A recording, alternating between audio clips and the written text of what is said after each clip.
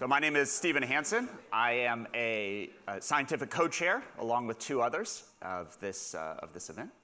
And as part of my duties as co-chair, I organized today's keynote speech to be given by Michael McMahon. So maybe I'll begin with a personal note and say that Michael and I met over 20 years ago, just across the street, when a kind of loud Irish man walked into our first year macro PhD course and sat next to me. We started talking about economics, and I'd say we've been friends ever since and gone a little bit on the research journey together that Michael will speak about today. So beside the personal connection, I should of course mention Michael's professional achievements, of which there are many. So he is a professor at the University of Oxford, having previously been at the University of Warwick. He's held an ERC grant on central bank communication and its relationship to some of the AI and data science tools we'll speak about today. But beyond that, in the context of this group, I think it's important to mention that Michael has also made a real effort to connect with the policy community. For years, he served on the Irish Fiscal Advisory Council. He runs a CEPR research network on central bank communication. He's held management and advisory positions at many of the UK's scientific and economics organizations.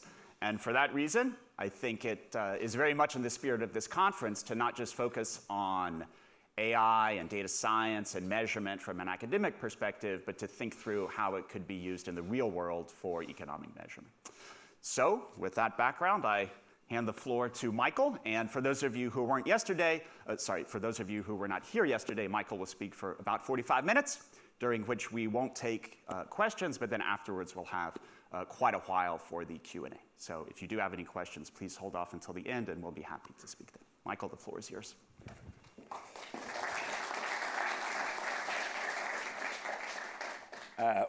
Thank you very much. I usually think it's a bad sign when general groups of economists or policy people ask a macroeconomist to speak. It usually means something bad is happening. But I'm hoping I will not talk about bad things that may or may not be happening. I was also reminded earlier of a previous talk I gave at a large conference where halfway through I made big political announcements that people hadn't heard. I'm hoping there are no big political announcements today. But that's just me. What's that? What's that? Oh, sorry. You sounded very, very audible. That was. I don't know. And it's soft. Oh, who? This is very weird. I thought that was you talking to me, Dan. Okay. Anyway, I shall. I think it's somebody on the Teams room. Okay. I really enjoyed yesterday, and I fear I'm going to follow the same path of accidentally talking a lot about AI when this is not just a conference about AI, but I guess it's the zeitgeist that we must all confront. I have sort of let me see if I can get this to move. Oh, no, okay, now it's moving. So Stephen introduced me, but I should really tell you that that not only am I a sort of a macro economist and still claim to be a macroeconomist, I am very much accidentally in this world. The history that Stephen did not go into, and I will talk for a minute or two, is, you know, the only reason I got it all into things that at the time were considered data science or AI and now are just considered normal, and you know, I guess some of the things we use now in the future will be considered totally standard, and there'll be some new AI that the conference in 10 years will be talking about, was because like most economists, I had been trained to work with very well-organized, well-structured quantitative data. And that's what all of my tools were designed for, which meant that if there was a problem and I wanted to answer a question, I sought the data that was in some kind of rectangular spreadsheet-style form. Okay? So Stephen and I actually, when we first started working on a paper together, it was actually after some microeconomics lectures by Andrea Pratt, where he had taught us this idea of what's called career concerns in microeconomics, this idea that people's incentives for building their own career may affect how they make decisions at their point in time today that might differ from the objective function of, say, the company or the policy institution that they work for. And it turned out at that time there wasn't very much empirical evidence on career concerns, but it was a very sort of well-established theoretical idea.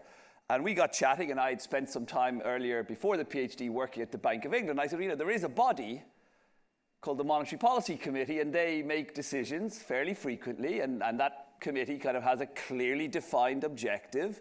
But in theory, you could imagine that people might vote in particular strategic ways, and we could get data on it. And what data could we get? Well, we could get the votes.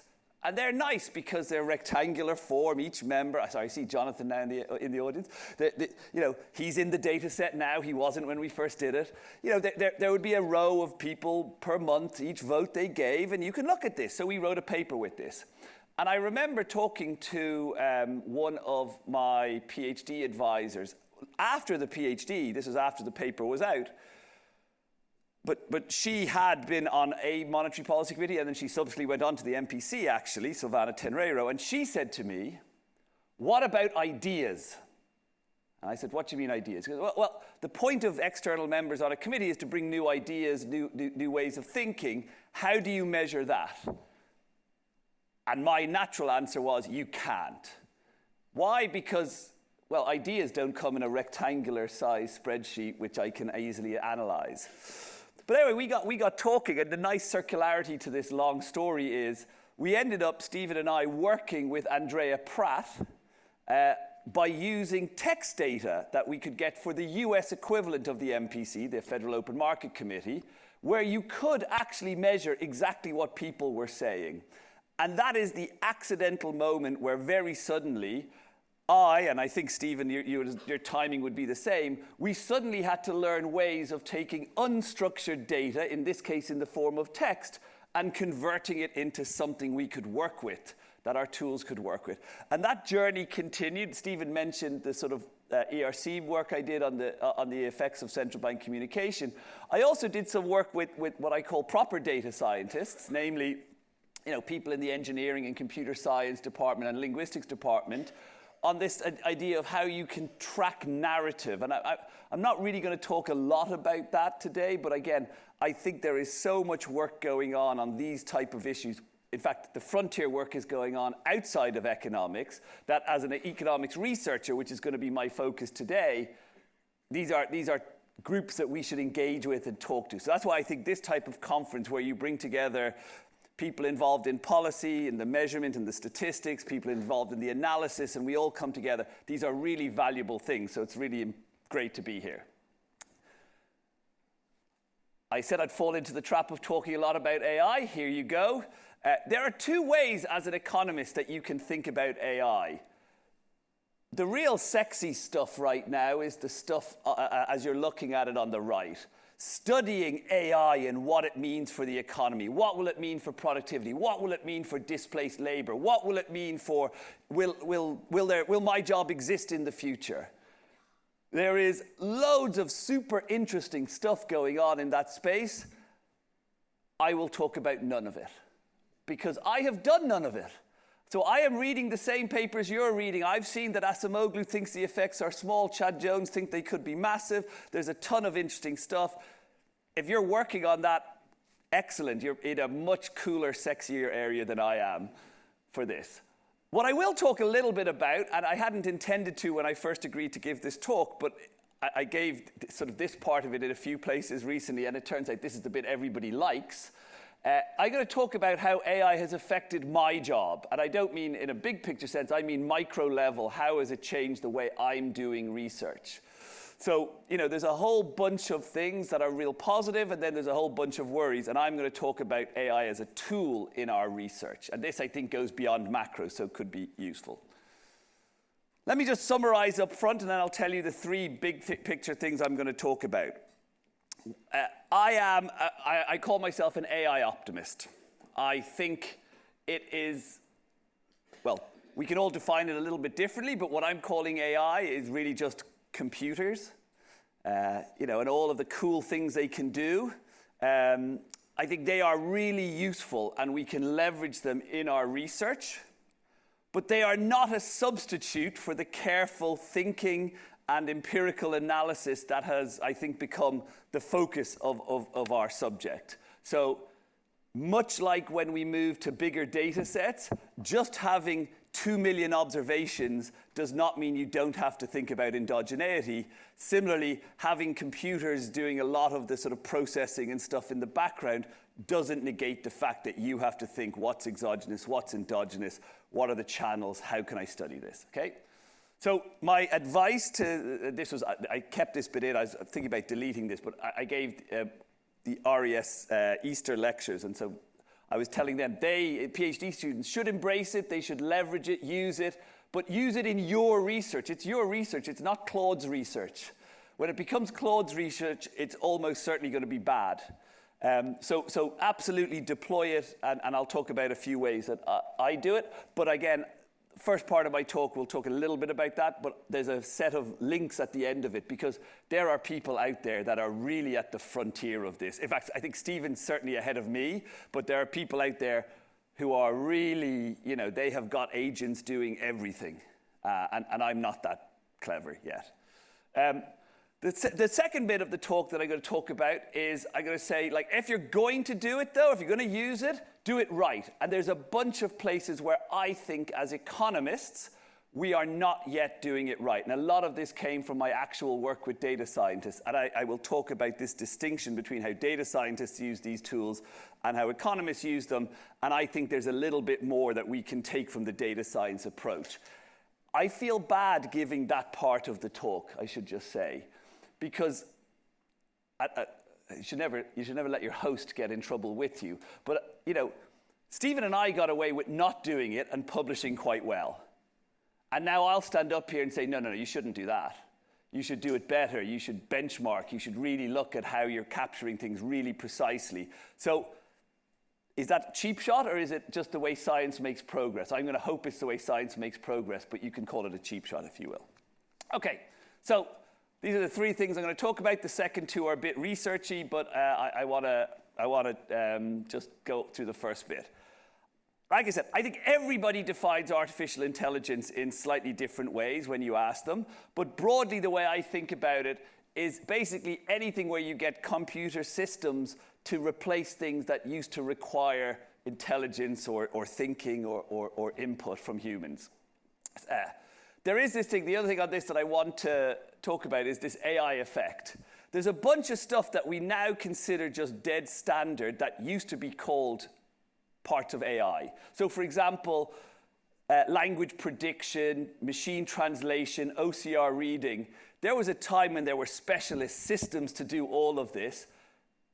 I don't have it on me because I left it in my bag. My iPhone can now do most of those things pretty easily. And so we kind of don't think of them as AI. So it's constantly moving. If I were to describe where my own research was, I think when we started using data science type tools, we were not that far from the frontier. The frontier has gone this way. For a while, I think we went this way. We went in from the frontier that had existed because actually I think economics in general likes things that are very transparent, particularly on measurement. So there were times when something fancy that did it a bit better was disliked by referees and editors, and something really transparent that everyone could get was liked. I think that's changing, and so maybe we're moving a little bit more.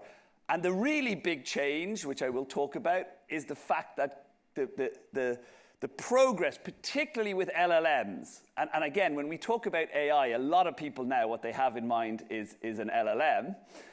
These are kind of doing things that are making it much easier for everyone to leverage these technologies. And so it's sort of leveling that playing field a bit. So maybe getting towards the frontier is going to be easier. Something that I think is worth still pointing out, and I'm certainly not an expert on this, but when I speak to computer scientists, they always remind me of this. Even though LLMs do blur this distinction, what we are doing is still narrow AI. By narrow AI, I mean it is a computational system with a clear single objective that it's trying to do. What LLMs do is they are predicting human language. That's what they're doing. They're replicating human language in a way that is, like, makes sense. In that sense, no different to Play Go or these chess computers that were being developed. What's not yet in the world is this sort of what they call artificial general intelligence. And again, computer scientists will tell you we're on the cusp of it, and others will tell you it's so far off as to not worry about. I have no strong view on that. But I think it's really important that all of us remember what LLMs are doing. They are really, really clever ways of predicting text. And they can look like they're thinking, but they're not. They're using language and interpreting language. They're great at taking context in ways humans do it. But they are really still part of narrow AI. Broadly speaking, this is a sort of process that I think all of you will be familiar with, but for those that are not, it's important we say it. Essentially, what all these systems do is they take some set of data. Again, you can think of it as actual data, you can think about it as text, you can think about it as satellite images, you can think about it as sound, whatever it is. It takes inputs, converts it into structured features and to use in an algorithm. The algorithm then gives you some output or some decision, and then typically, and this is where I think often economics doesn't go through these steps in the way data science does, you get some evaluation of that, and you go back and you fine-tune. Okay? So that's broadly what they're doing. And where, actually, it's coming up on a slide, but I'll say it now and then skip that slide. Where LLMs fit is they do a lot of the model algorithm output and evaluation feedback for you. So they're often called foundational models. They sort of have done it. They've trained it. And although there are a few LLMs that you can download to your own computer, I will tell you your National Statistical Agency or your university will not look kindly if you try to re-estimate Claude's large language model on university resources. These things use huge amounts of computation to actually work. So, foundational models, some of them you can retrain, some you can't. But if you think back, 5 years, the kind of frontier of language prediction type models were the BERT type models. And these you could fine tune. And in fact, I will show you some results later that show you with those, you really have to fine tune them. The zero-shot versions don't do nearly as well as some fine-tuned elements. So domain specificity still matters. Supervised, unsupervised, reinforcement learning, I'm going to skip that. The real key thing is the sort of computational power, and in particular the stuff that's come with sort of deep neural network type technologies, okay? So while I always tell this story as a joke, and it carbon dates me in a way that half of the room will get and the other half will think, what type of Stone Age did that man grow up in? There was a time when, so my first mobile phone didn't even have text messaging capacity, and then text messaging came up, and my initial reaction was, why the hell would I send someone a message? I'll just phone them. Whereas now I've gone the other way. I'm like, why is someone phoning me? Just send me a message. But in the old way, to send a text, you had to tap a number 3 times if you wanted to get the third letter it was representing. And then they brought in the first kind of version of predictive text. And the greatest example of this is if you wanted to meet up with someone for a drink, you could say, do you want to go for? And as you typed out pint, it would have 3 options that were all the same keys that you would hit to get the words. And the words were pint, shot, and riot. They are very different invitations you are giving to someone. But that was, in a way, that was early form of sort of computational predictive text. Now, of course, we take for granted now that after I've typed a second word, sometimes, WhatsApp will correct the word before it because it realizes that the combination should be different. They're just more complicated ways of doing it. And part of what we've been able to do is make these systems bigger, more and more flexible in terms of how they link things.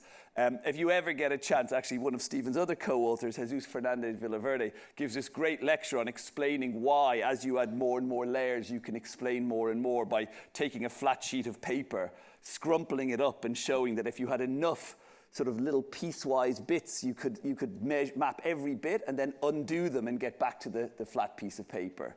So it's scale, and I've stolen this. The idea for this chart came from one of my former postdocs, Max Ahrens. It was in his PhD thesis, and I think it's a beautiful set of charts, so I've remade it. I'll skip this one. This is just the scale. So this goes back to some of the early GPT or even an early BERT large. So what it's showing is dates on the bottom and a selection of models at different dates and how big they were. So like if you were just, those halcyon days before COVID, a large model had 350 million parameters. Now again, for someone trained in sort of classical econometrics, I remember when we used to have the cursor dimensionality when our VAR had 12 lags and 4 variables. And you're like, where am I getting the data? These are 350 million parameters. Let's just look at how it evolves. Now, you have to change the scale because by the time, Roberta comes out, it's sort of around the same size, bit bigger. But then you got like this one big Megatron language model.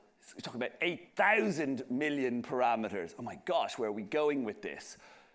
Go on more recently, and you have things like Claude 3 Opus and Claude 3.5 Sonnet. They're at 175,000 million parameters in them. And now where are we? This was last updated sort of at the end of last year. You have things like Grok 3 that has 3 million parameters in it. And that's why, even if you could download it, your university would not let you re-estimate it. Okay? So that's really where, if you wonder, how did we sort of wake up? Like, did you fall asleep during COVID and just wake up and the world had changed? No. As it's been going on, this computing power has just allowed us more and more to make these models better, faster, quicker, more predictive, more flexible, and that's made a huge difference. What about the research tools? Okay. I won't talk too much about this because I need to manage my time a bit better, but it can do lots of things that we used to do. And this is the bit where I think, particularly if you're like a student or you're in an institution where you don't have an ERC grant, or like me, you used to have an ERC grant and now you're poor again, right?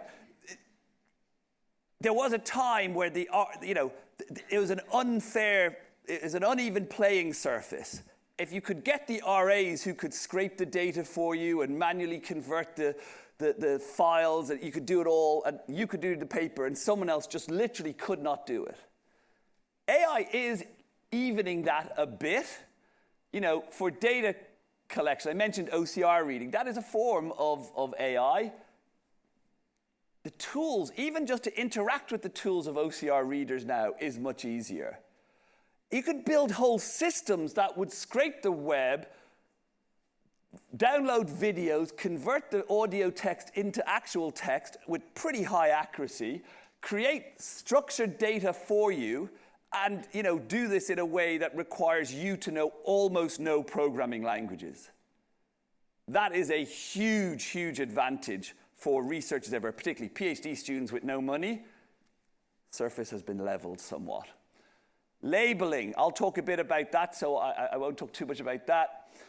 How you want to measure things like what they're talking about, text similarity, it's all there. Something I know nothing about, there's people in this room who do, but I always give a shout out. Like Steve and I were talking about this earlier.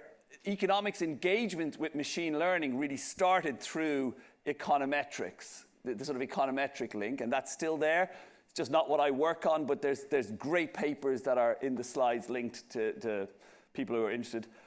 The bit which I think has changed a lot and where there's more worry and angst, and I'm still quite optimistic, is, like I said, you can get Claude to be a 24-hour-a-day alert, attentive RA who has skills in most things. My view of using them is you still have to think they're like an RA. They will make mistakes. They will do things in different ways. You should examine it. It's your research. You have to be on top of it. You cannot fully outsource it. But if you ask it carefully, with the right order, the right steps, it is fantastic. Writing and review. I don't know if any of you have tried it. I'm not on any commission, but Refine.inc is a sort of service that's been developed by academics in the US, including Ben Golub, who's a economics and computer science professor. He, this is, I think it's like $30 a paper, and it gives you like a really good referee report. I mean, it will notice sign errors in your equations based on seeing what you've derived up till then. It is very, very clever. Would I trust it with writing? No, I don't know. I was talking to Chris Giles about this yesterday. The University of Oxford only allows, because we're part of the Microsoft family, it only allows Copilot into our email servers. And so the only thing that can help me with emails is Copilot. Copilot writes like I'm a management consultant, and I hate it. I can't sort of get it. I can't train it to write in my style. Oh, it's wonderful for you to reach out. I would never say those words. So no. But again, you can plug things in and go, does this have the tone I want? Is this, do I sound angry in this email to the student where I'm just trying to tell them to please turn up on time for the meetings? They're pretty good at that. So there's loads of things. I think it's fantastic. Again, reminder again for everyone, these things augment but don't replace all of the sort of cognitive stuff that we were meant to be adding value on. So that's probably why I'm an optimist. I'm going to skip this slide because I'm running behind time, and I'm going to talk a bit about these measurement things. I'll leave this up there. There is, all this stuff on causal econometrics with machine learning. That's super important. I will leave this. There are, of course, lots of things that are not perfect about using AI, and we should be fully aware of those. Hallucinations is, of course, the most often discussed, but even times where the black box nature of it, like why did it make those decisions? And that's why I'm going to really emphasize the role of benchmarking as something that we should do. And again, there's a large sort of social ethical debate. In Oxford, we teach economics together with philosophers, and if you get into AI and philosophy, I mean, that would be days and days of conference going on. But I think, again, the message that comes from this is what I'm going to shift attention to now, which is to validate. They're the links. Let me talk a little bit about this idea. So broadly speaking, and I think this fits well for the conference, which is why I chose to talk about this. Whenever I, and in the work with Stephen, I think we were using these tools as a measurement tool. As I described in the story before, they allowed us to take these words and convert them into something we could then systematically analyze. Every paper that we used those type of techniques in was published because of what we learned about the economics from that action, not because the tool was developed by us. So in that sense, there's much less focus when economists do economic data science on like exactly the best fit or the best measure, the best algorithm, best model. We're not contributing the data science, and that's right. Okay, so that's right. Then I started working with data scientists, and all they cared about was the best fit, the best model, that showed that their approach captured things in better ways. And they had really formal ways of doing this. And that's the bit where, together with Max, whose chart I just stole, but I gave him credit, so it's not full stealing, Dragos Gordoza, who's now at the Bank of England but was in the engineering department in Oxford, and myself, we sort of tried to do a little bit of what would macro finance type analysis look like if you did it as a data scientist. And we first wrote this paper, and I think it was a really terrible data science paper because it was kind of boring to them. But I think it's more interesting as an economics paper, so we've sort of switched its focus. But the takeaway is, I think economics needs to be a little bit more like data science in its focus on fit. And this is why I say this is the kind of cheap shot moment. Stephen and I, in various papers, have come up with measures of hawkishness or dovishness of policymakers from their language. 50 other people have come up with measures like that. We've never really done a systematic, ours is better than yours. What most papers do is just a little external validity check. Like, yeah, well, it correlates well with the interest rate cycle, tick, it's fine. I don't think it wouldn't be fine in data science. In data science, you do formal things. And the main thing I want to tell you about, for those of you who know this, I apologize, I'm going to bore you to death for 2 minutes. For those of you who are economists who've never seen this, this is like the core of a lot of these data science papers. And that is called the confusion matrix and the F1 score.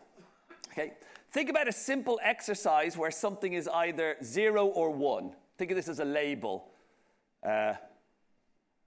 Low quality, high quality, dove, hawk, whatever you want, okay?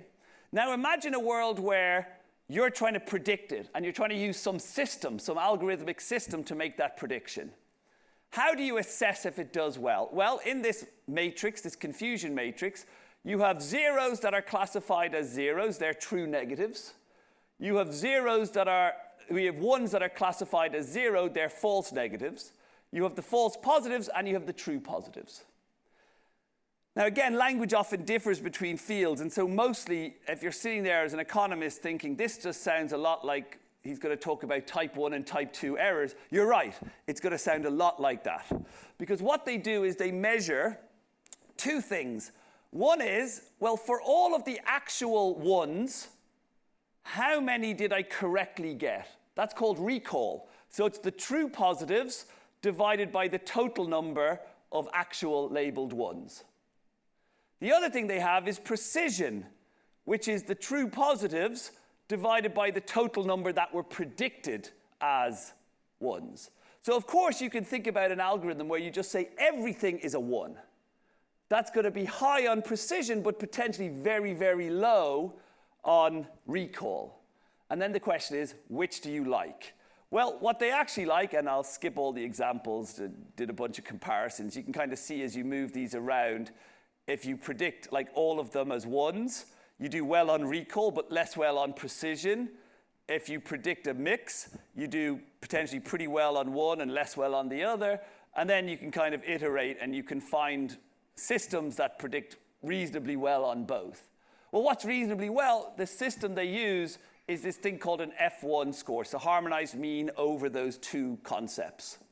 Now, I've done the 0, 1, the two kind of system classifier. For sort of multi-label classification, there are variants of this that they use. But this becomes the absolute focus of those papers, and so they actually will tell you, my model is better than Stephen's model for doing this task, okay? So that's what we did, but applying it to a bunch of data sets that are typical in economics and finance. And why should that be of any great interest? Well, I think the data sets we use in economics and finance are really very different to the ones they use in data science. In data science, they get upset if they don't have 100,000 observations with labels. We get excited if we have 200, okay?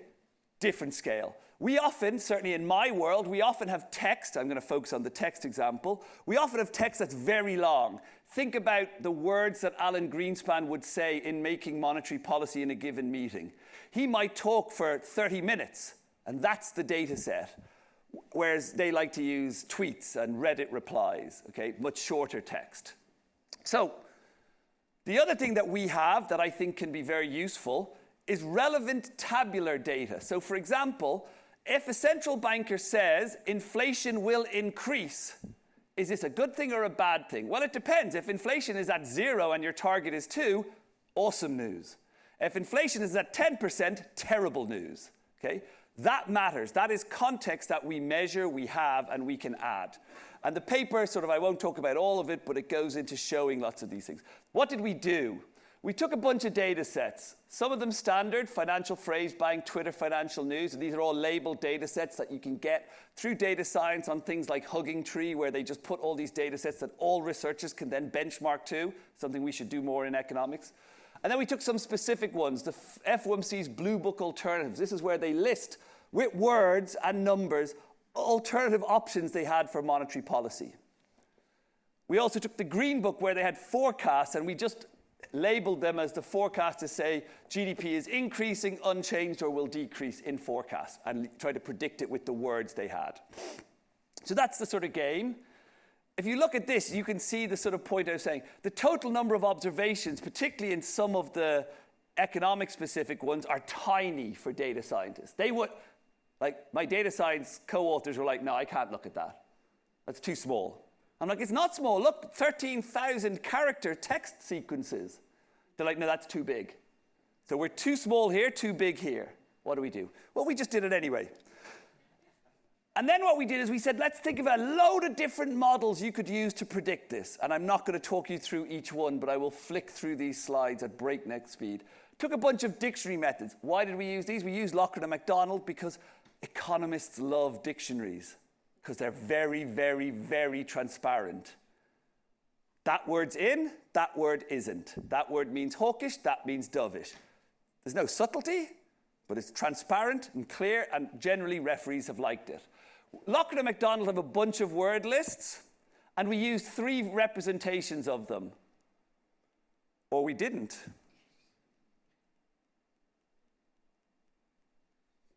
I now have no slides. Let me just hope somebody is fixing it in the background. Maybe they didn't download properly. Yeah, I've gone back. When I go forward, they obviously put a capacity limit on the amount of economics I would be allowed to talk to you about. And they said, that's it, no more. While we're sorting that out, it's okay, I know them, I wrote them. So we took that. So we took the count of words. And a traditional way that economists would use it is to say, okay, we're going to create some balance measure. How many positive words versus negative words? And we're going to look at that balance. And if it's above a certain level, we'll say they're positive. And if it's negative, we'll say they're negative. Okay? Fine. That's one option that you can do. But you can also, if you take a more data science approach, you can just take the words and put them into some kind of regression framework. And let the system be fine-tuned as to how much of the positive, negative, uncertain words it wants to use to help predict the labels it has. You can do that in a linear, you can think of it as sort of logistic regression, or you can put them into something that's a much more complicated nonlinear thing. And for that, we used an idea of, they called it a model zoo. So there are these systems. The one we used was a thing called AutoGluon, if anyone's familiar with it. You just sort of plug in your data. You say, this is what you're predicting. These are the inputs. Run 50 different nonlinear models and just find the best fitting ones. Okay, so we sort of did that with that. See if these slides does it go? Same slides. I don't know what happened. They're definitely there. Okay, perfect. Phew, that's okay. So we have the sort of economist way of using a dictionary. We have to put it into a linear sort of model prediction algorithm and put it into a nonlinear framework. Perfect. Then we did the same with probabilistic topic models. We did the same with BERT models. We did the same with LLMs. For LLMs, we chucked in, and this I do want to show you on the screen because this is, yep, that's definitely them. Control L work. Yeah, that's what it did and then goes blank. Oh, okay, here, I'll tell you what I'll do. I'm going to get rid of all this paraphernalia, and then we're going to work with it in raw form. There. Apologies for the little extra borders, but it's either borders and no slides, and I prefer borders. And I may just have to click on it just to get myself ticking. Yeah, okay. So this is the various things. This is the naive way, the linear way, the nonlinear, a way of plugging these things in. We do word count models. We do topic models, BERT models. BERT models, as I said, about 5 years ago, were like the frontier. You could not beat them in text prediction type tasks. We put them into ones where we used the sort of the tabular data, the context. We also then used GPT-4 and 4.0, and what we did is we did a bunch of different prompts. So there are 10 different prompts that we used. This is the bit where you can say things like, you're ChatGPT-4, do this task. Or you can say, you're an expert financial analyst with decades of experience in market sentiment. So let me just jump into some results.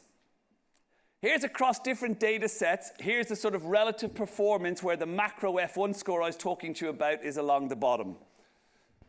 What do we see? It's true that BERT and LLMs do pretty well, and they particularly do pretty well in those domains that they are almost certainly most familiar with. So LLMs are almost certainly trained on all of the data that's on Hugging Tree. I don't know this because it's often a bit of a black box exactly what goes into their training, but I would be surprised if they're not trained on that. So when they tell you, oh, look, ChatGPT passed the New York bar, don't get that excited. It's almost certainly been trained on every document used to train people to pass the New York bar. So it can predict New York bar type words. So it does pretty well here. Doesn't always do well. Here's the really striking fact I want to mention. Taking simple word counts and even dictionary methods, but putting them into these non-linear system predictive algorithms, they do almost as well. And you might feel happier because you know exactly what's going into these, whereas you may not know what's going into the GPTs. Really striking thing as you move across here, all of the models do pretty badly. This just tells you that some of this text around forecasts in central banks, and I can see Michele in the audience and he does these, we talk a different language. And when they're not familiar with this language, they don't actually do that well. All of them have pretty, like my data science co-authors are like, you can't publish something where your best fitting model has a macro F1 score of like 45. They're just hard to predict. They're difficult environments. That's worth taking away. I won't emphasize the Lockyer and McDonald because I want to spend the last 3 minutes I have on something else. But again, you can see that yes, LLMs do pretty well, but they're not like blowing everything out of the water in most domains. There are some where they do very well, but the BERTs usually, when fine-tuned, do pretty well at the same time. So that just tells you there are lots of options. But to know which one is best, you have to do this. And to do it, we need more benchmarking data. And that's the push that I think we need to go on next in economics. This is a chart people usually like to see. With the sort of full GPT model, which prompt you put in didn't really matter that much in some domains. Mattered a little more where it was struggling. But with the sort of smaller models, so actually, remember I said we're equalizing the playing field? Well, if you're poorer and you can't use the really expensive version of these models, the prompt matters more, it seems, than if you use the sort of bigger, more complicated models. But again, I don't know, I don't want to go into exactly which ones worked well, but there is something in that how you prompt it does change the answers that you get. And that's, again, both good to know, but also a little scary when using these things. Let me finish. Stephen, I'm going to use my last 4 minutes to talk about our work, okay? So this says 2026, but like most things that Stephen and I work on together, it probably could say 2017, and it's just a constantly evolving flow of thought, but I think we're getting close to finishing. So this is joint with Anna Cieslak and Song Zhao, and the question, I think, is super important. And again, it goes back. It's nicely circular. You can see I sort of have taken some sort of talking lessons that I know to bring it back to what I started with. Where did we start with our interest? We were interested in knowing about ideas formation by monetary policy decision makers. Well, there's another issue that's very important, and that's the issue of uncertainty. If you talk to any policymaker, they say, the whole reason policy is hard and interesting is because it's uncertain. It's an uncertain environment. We don't know the data fully. We don't know the structure of the economy fully. We don't know where it's going. It matters about the forward. Oh, my God, so hard. And yet, if you actually look at a lot of our models, and I'm talking about us as macroeconomists, so if you don't like macro, you can just say that's because they're all idiots. In a lot of our models, uncertainty doesn't play a big role. Okay? That's a clear disjoint between the policy reality and our models that we then take to them and say, hey, in our model, it says you should definitely do this. But in your model, you don't have the uncertainty that we're facing. What's the issue? So we were like, okay, do policies respond to risk and uncertainty? And if so, how? That's the question. Good question, I think. Easy question, no. Because the challenge for people in this conference is, how do you measure risk and uncertainty? Well, that's the journey that started 8 years ago, 10 years ago. And so again, we use this FOMC transcripts, nearly verbatim discussions. We take a sample from 82 to basically to COVID. So when we have it, they come out with a 5-year lag. So we're getting we have the 2020 ones now, but they're also a bit messed up by COVID. So we have nearly 300 meetings that we can analyze. Meetings are nice. They have a structure. They have a bit where they talk about the economy. They have a bit where they talk about policy. And what we can basically do is try to measure how they talk about the uncertainty they're facing here and see whether it affects their decisions here. But again, we have to measure it. And we have, in this project, done most of what I've talked about. We started with measuring with dictionaries.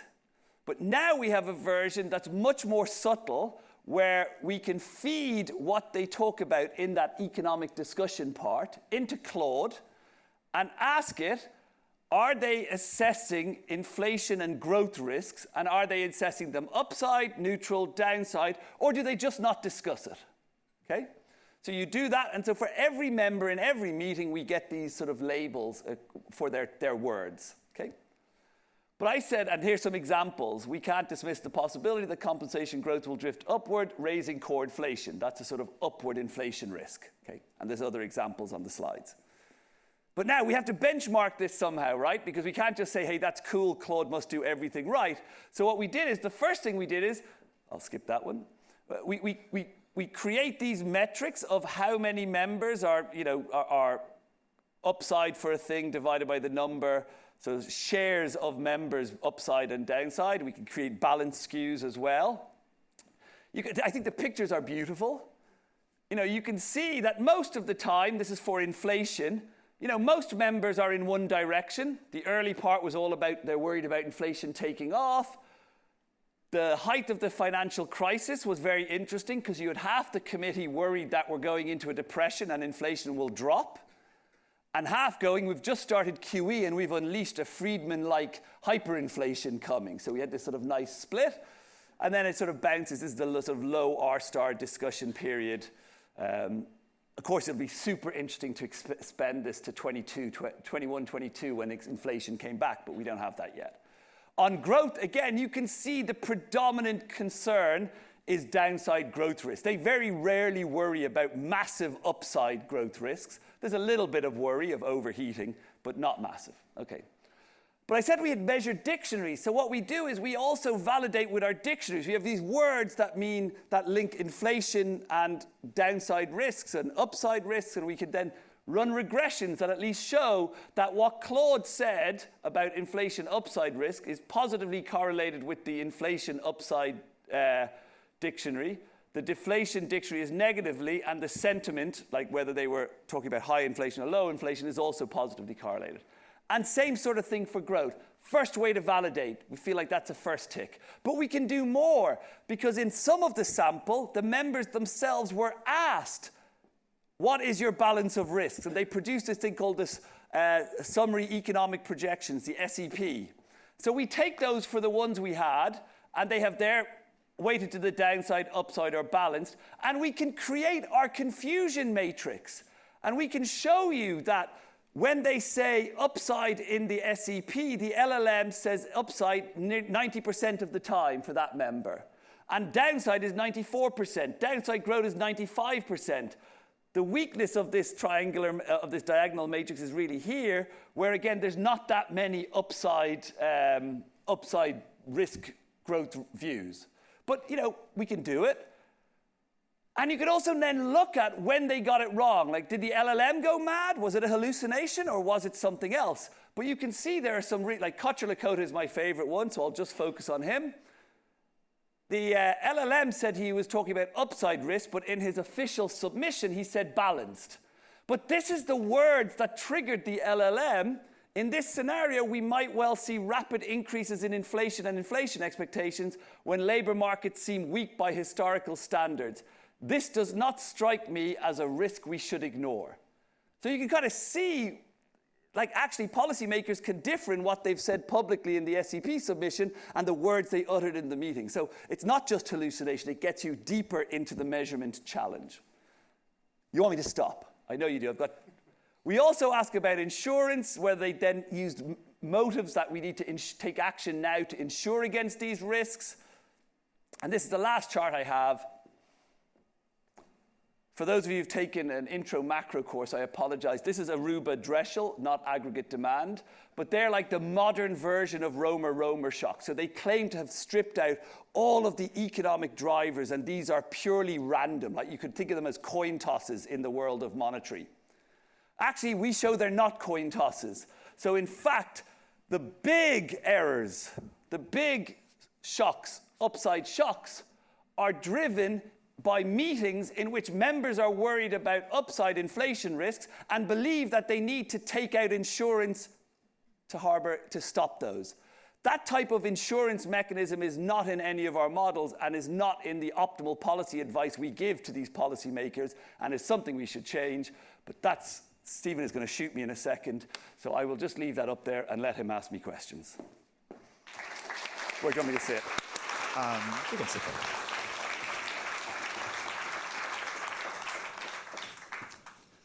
Great. All right. Thank you, Michael. Very interesting. So as promised, we can take questions now. I believe there's a roaming mic. So if you do have a question, please wait for the microphone to come to you. Yes? Do you mind if we take like maybe 2 or 3 questions? Thank you for a wonderful talk, Michael. My question is about qualitative research. Economists have often, as you said, strongly preferred quantitative to qualitative. And so what you're doing is actually quantifying qualitative data. Qualitative research has terabytes of that kind of data. My question is, do you think there are any dangers in trying to quantify all of the qualitative evidence, or is there still room for qualitative research in economics? Maybe we can take a couple more questions and then do a round. Okay, I'm going to quickly run and grab my pen then, because I'm sufficiently old that I don't remember things. So Jonathan, I saw your hand.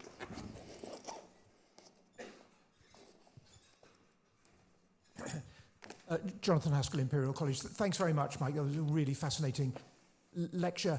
I guess to a room full of economists, the word competition might be in our minds, and I didn't hear you mention it. So can you talk about the extent to which one might be able to judge the reliability of these models by using different models, or are they all the same, or what? Thanks again. Maybe one more. Maybe here at the end.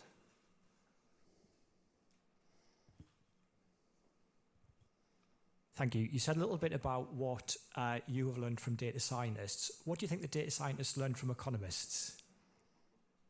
All right, I won't test your memory any further. You can ask those 3. Okay, no, but I've written keywords down, so I'm good now. I'm probably ruining the aesthetics with my bag. I apologize to the organizers. Diane,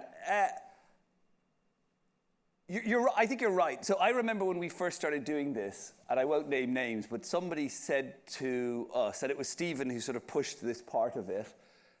He was like, look, let's just put the code online, let everybody use our same Python code to do the same sort of techniques we were doing, which at the time were not far off the frontier in data science, but were like, people weren't using them at all in economics.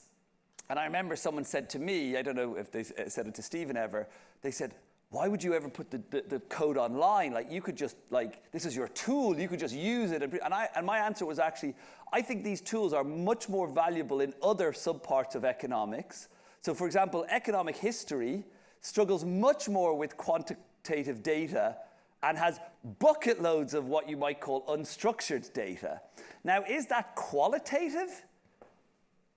I don't know. At some level, you have to trust the measurement. I think there is a room for qualitative research. I think another thing we don't do enough of, by the way, and this is maybe a good audience, I'm preaching to the convert here, I don't think we do enough descriptive papers. I don't think that's qualitative. It could be quantitative descriptive papers, but where you say, here is what the world looks like, and I'm not answering some deep, here's the coefficient of a model that we're estimating. Just if you look at board meetings, this is how they usually go on. That could be useful to know. But you asked about risks, and I think risks is the word that sort of excited me most in the question, the risks of doing this. And that's where I think the benchmarking comes in. Will it be perfect? No. I always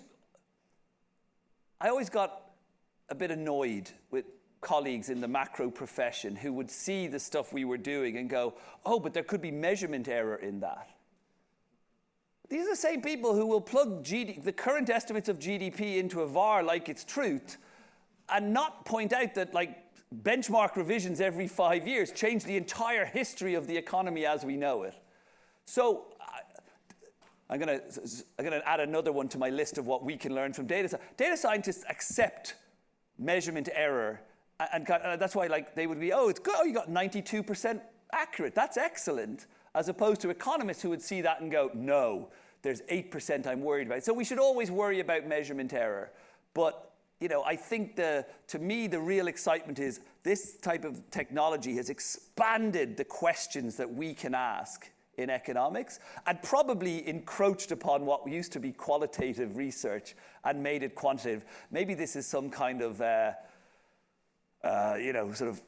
we'll be even more hated as economists for encroaching on others' methodological domains. But I view it as a positive thing because I think as a field we have done a lot of thinking carefully about endogeneity and causal inference and all of these things. So even if you want to still do that type of research, you can now do it on more things, but we shouldn't say you have to do that and to the exclusion of qualitative or descriptive research, as I said it. But there are absolutely risks, and benchmarking is at least a first line of defense against that. So on Jonathan, yes, I think you're right. Competition, absolutely. The bit which I know Stephen wants to ask me about later, and I'm a bit more nervous about, is I'm not yet a huge fan of having an LLM check another LLM's homework in the sense of, validating or using an LLM as a survey respondent. I'm a bit nervous about that. But yeah, I mean, so we did it on a very limited basis where we did Mini versus GPT-4. We could have had Claude, we could have had Grok, we could have had Gemini, we could have chucked them all in. And they do give different answers. I mean, I don't know, maybe I'm a glass half full kind of person, and I looked at that range of F1 scores across the prompts and I said it's not too bad. You might be horrified by that level of variation just by some researcher-specific decision that may have been taken in the heat of the moment. Sort of a good friend of mine, Sophia Kazanik, and her co-authors, they have papers where they actually generate professional forecaster predictions with LLMs by giving them different personas. You have a PhD from Minneapolis, and so you have this way of thinking. You went to, the University of Oxford, and you believe this. And the LLM gives different sets of text and different numerical forecasts. I'm kind of nervous about that, but maybe you're optimistic as well, because you called it competition, and we think that's healthy, right? So maybe that's a good thing. But I think the answer is yes. You still, but benchmark. I'm going to give the same answer for everything. Benchmarking is a good way to know, even if you know that you've got two answers that give very different things. At least you'll know why they're different. And I think where I think we have failed is not doing that, by not having someone say this is the score it gets from this approach and the score it gets on this approach. So I couldn't even tell you if it was good or bad. I could just tell you that's the answer. And so I think we can take some steps even if they're imperfect. I am really nervous about answering your question. It is not for me outside of the profession of data science to tell them what they should take from us. But I'll do it anyway because I'm an economist. Answered with all the overconfidence of a male economist. No, I think one thing that we do well, I sort of was alluding to it before, is I think, even though now, and I do this as another sort of hat I wear sometimes, which is doing experiments and going towards that traditional science model of actual random variation in things, we've had to get really creative with observational data to think carefully about issues of causality and causal inference. And I do think that there are lots of fields that could benefit from that. So my sister-in-law is a medical doctor, and I remember, well, she's a double doctor. She has both her medical doctorate, but also did a research PhD in medicine. But while she was doing it, she would do these research groups, and sometimes she would show me these empirical papers, statistical empirical papers, and say, what do you make of this? And I think as a field, because they have a lot of really like gold standard randomized control stuff, when they take observational data, they treat it like it's exogenous variation, and the amount of endogeneity that was littered in these studies, and they get published in good places, and then you see things on the news and you're like, that's like, going to the opera adds 5 years to your life. It's probably the fact that people who go to the opera have quite a lot of wealth, quite a lot of income, really good healthcare, and probably lived quite comfortable, like they weren't down in the mines breathing dirty air. Have we taken account of that properly? So I think a lot of fields, if we think about empirics, should not because we're better, but because of the nature of our field, of the social sciences, we were the most engaged with the quantitative, maybe overly obsessed, but we were the most engaged with it. So over 70 years, we built up a whole toolkit of ways to think about this. And fields that didn't have to do that maybe were able to ignore it. And so that's something I think we could help the world with. The other thing I think economists are generally good at is we think about prices a lot, but that's another story. Great. There was one question here in the middle that I skipped last time. I'm not sure if that's, yeah.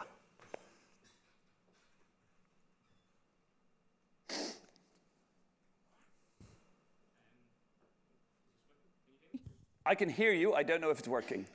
I'll carry on. Now it's working. Sanjeev Mahajan from the Office for National Statistics. Thank you very much for an excellent insight. I think many people in the audience and obviously around the world are not into this yet. It's something over the garden fence I'll get round to, etc. So I did like the link that you made to structured, rectangular data, etc., that we've all got used to. And then you move to unstructured, uncertain, whatever. And what my question in a sense is, to bridge that gap, what cultural change or behavioural change you think is needed? So, for example, I wouldn't call Jonathan Haskell, when you do your analysis, an outlier. But on the other hand, he might come out as an outlier. So in that situation of unstructured, uncertain data, for example, apart from benchmarking, how do you handle outliers in that sphere? Because we know how we do it in a structured manner, but what do you do in the unstructured sphere? And where I'm coming from is, how can that contribute to teaching and learning and getting more people into the space? Okay. Do you want to take others, or do you want me to go? Any more questions? So I'm sorry that I can't go to everyone. I see 2 hands down here, so why don't we do these 2? Yeah, thank you. I'm working for Statistics Indonesia, and we usually work on like confidential data.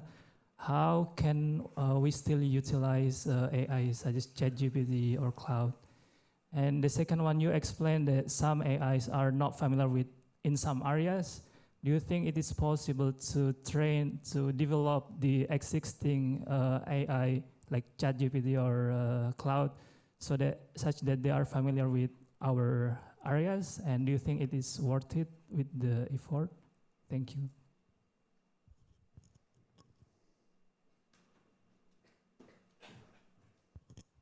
Thanks. Really interesting talk. Sam Russell from DSIT, Science, Innovation and Technology. So you talked quite powerfully about the benefits of being able to turn this qualitative data into quantitative. And you also talked about some of the limitations therein of like the T1 scores. And increasingly, as some of the people in this room will be producers of said data or purveyors of it, and you talked about some of the limitations that often these data sets don't come with that. What do you think is there a role for us as government, as those who produce it or buy this, to sort of change the culture here? And what would you like to see in terms of us as producing that or purchasing it? Okay, yeah, great questions. So on the sort of culture change thing, some of it will come with time. So I always tell the story that when it was one of the first presentations I did of one of our papers, and I was presenting it at the Chicago Fed. And if you know how Federal Reserve banks operate, they have a sort of layer of senior researcher economists But they also have these very active, I think they call them research assistant programs. But they're basically people who've done an undergrad, maybe a master's, and they work there for a couple of years as economists supporting the researchers, and then they go back to do the PhD, because that's the kind of standard track in the US. And I gave this talk, and I was talking about this stuff, and it was 2014. So, geez, that's 12 years ago. That I feel very old now.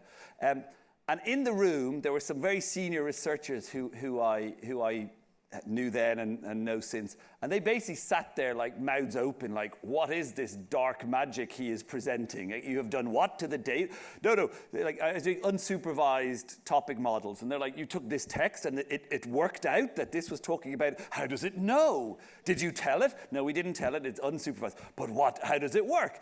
But then the RAs, who were the sort of the young generation in the room, they were putting their hands up. And apparently they don't usually talk in seminars. And they were asking me things like, oh, what's the Dirichlet hyperparameter you use for the algorithm? And the senior people were then like, what has happened? Like, the world has changed. So I think it is like, for the younger generation, this kind of technology and this kind of unstructured to structured is becoming more normal. So a little bit, it's a dreadful answer to your question, the first part of it about culture. It will come with experience. And, you know, I was taking yesterday some of the discussions that I saw about adoption. It's true. Like, if you ask most places, are they doing AI? Like, yeah.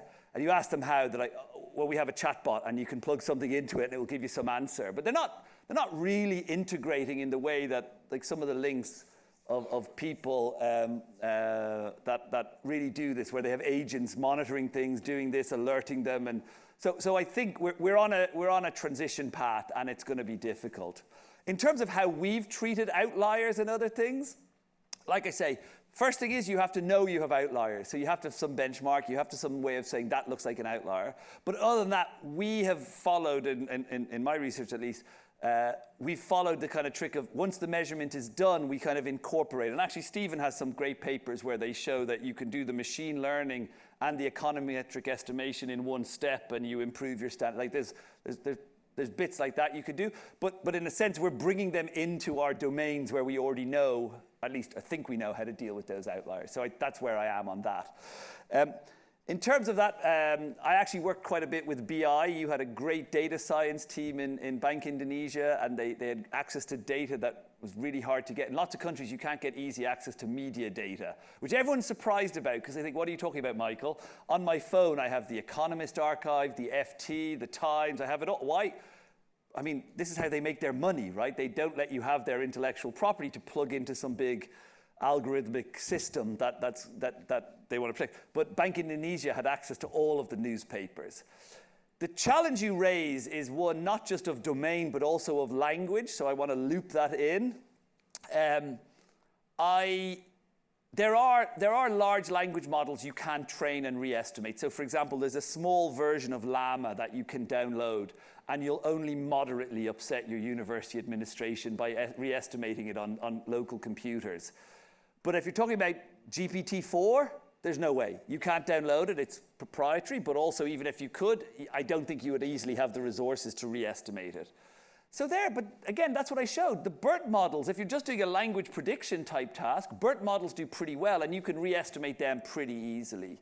So yes, I've never assessed how difficult, how well or badly, and this is to Jonathan's point about competition, how well or badly they do across different languages, across different prompts. But Bahasa might be completely different if you put into ChatGPT than German than English. So I think there's scope there, but re-estimating big, large language models, I just think is beyond the scope of anyone who doesn't have pretty serious resources behind them. And then, okay, so I'm not the best person to answer this, but Diane's panel yesterday was wonderful. Let me tell you the thing I took from that which was I will list as my naivety before that panel. So if you weren't there, it was a panel with national statistical agencies and asked basically your question from how are you using it, how can you use it? For me, the bit where I think I'm in a different world to them, and you as a producer of this stuff, is this issue of reliability across time. So we can write a paper with a great data set, and we don't have to know that that same company will make that same data set available next year and the year after and the year after, so I can produce this.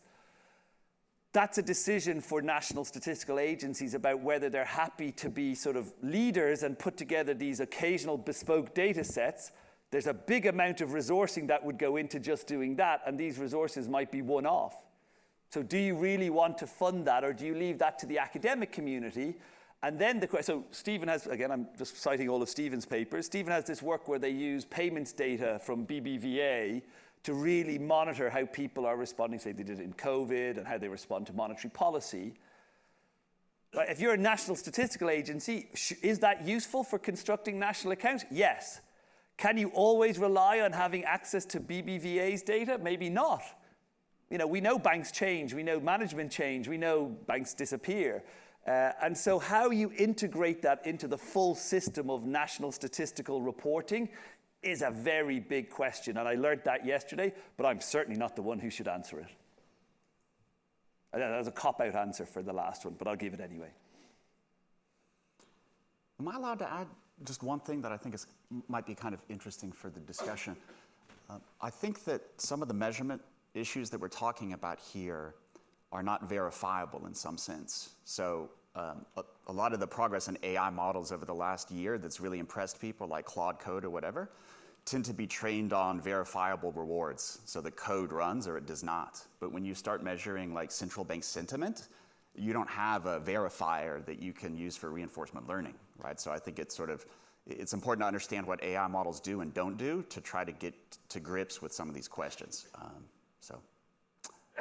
Squeeze in one more question, or should we? This guy asked his hand up before. Okay. So this guy, let's go. Thank you very much, and fascinating presentation. My name is Francesco Giacomini. I'm from the UK Department for Environment. I want to ask you a question about uncertainty, how you measure it. So essentially it's text-based, but we know that language is changing, so how worried about this? And have you considered any other measure of uncertainty for your analysis? Thank you. Okay, yeah, so there are loads of measures. I know Paul's not here anymore, but, you know, like, uncertainty's become a big thing. Paul Meisen, who's at King's, he's got these big surveys where you ask people. We can extract measures from financial markets data. The fact that we've used text is not a reflection of the fact that we don't believe in those measures. It's the fact that we want to know what policymakers in 1987 were uncertain about. And sad to say, a lot of them are dead. But even if they weren't, we'd be dealing with all sorts of challenges of recall and all sorts of things. So again, it was a very specific issue. There has been some language change, and you can certainly see that. When we did our dictionary methods, I think that's one thing. Stephen, you can join in and answer this if you want as well. I mean, I think the dictionary methods, as you go further back in time, you are relying our current conception of words that mean uncertainty to be reliable in 1978 as they are in 1998, as they are in 2018. As you go back, it gets a little harder, but LLMs actually can add a bit more context. He wants to respond already. I've upset him. Quick follow-up. So, you know, I'm sure you know Nicholas Bloom, and he kind of developed with others the economic policy uncertainty. What he noticed lately is that his text-based policy uncertainty is diverging from his classic one, which is the VIX, the volatility index, because of the extremes of certain words they've been using. And I feel that this is kind of a trajectory that will actually is continuing, especially with some of the language that is in politics has been lately used. So I think there is a bit of a divergence there that maybe we need to be careful about. So maybe a quick response, because we're at time. Yeah. Oh, I thought you wanted to give a quick response. Oh, no. Yeah, no, okay, but so there are definitely bits where language evolution is important to take account of. But even some people have done that structurally. So you can do dynamic topic models where they look at the words that are important for a topic and as they evolve over time.